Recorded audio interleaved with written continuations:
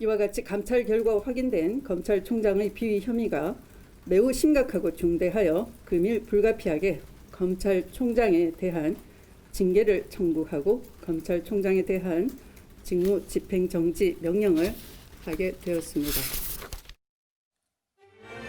결국 사상 초유의 검찰 수장에 대한 직무 정지 명령이 내려졌습니다. 추미애 법무부 장관과 윤석열 검찰총장의 갈등이 파국으로 치닫고 있는데요.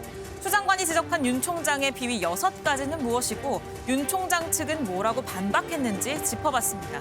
첫 번째는 언론사 사주와의 부적절한 접촉입니다. 윤 총장이 서울중앙지검장 재직 중 언론사 사주를 만나 부적절한 교류를 했고 검사 윤리 강령을 위반했다는 겁니다. 여기에 대해 대검 측은 공개된 장소에서의 짧은 만남이었고 당시 장관이었던 문무일 검찰총장에게 보고했기 때문에 문제될 게 없다는 입장입니다. 두 번째는 주요 사건 재판부에 대한 불법 사찰입니다. 판사들의 판결 내용과 성향 등을 보고서로 작성했다는 건데 대검 측은 공개된 자료를 바탕으로 정리한 공소 유지 참고 자료일 뿐이라고 반박했습니다. 세 번째는 채널A 사건과 한명숙 전 총리 사건 관련 측근을 비호하기 위해 감찰과 수사를 방해했다는 건데요.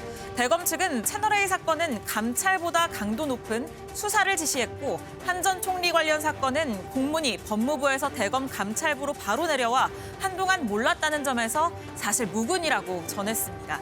네 번째로 채널A 사건 감찰 내용을 외부로 유출했다는 의혹도 받고 있는데 대검 측은 유출 경로도 없는 의혹 제기라고 맞받아쳤습니다. 다섯 번째는 감찰을 위한 대면 조사에 불응했다는 건데요.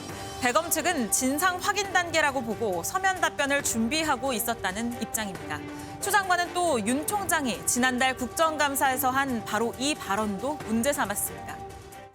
다만 퇴임하고 나면 우리 사회에 많은 혜택을 받은 사람이기 때문에 우리 사회와 국민들을 위해서 어떻게 봉사할지 그런 방법은 좀 천천히 퇴임하고 나서 한번 생각해 보겠습니다.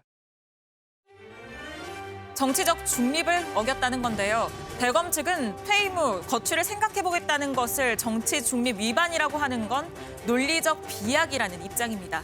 사상 초유의 검찰총장 직무 배제, 더 자세한 내용은 대담에서 다루겠습니다.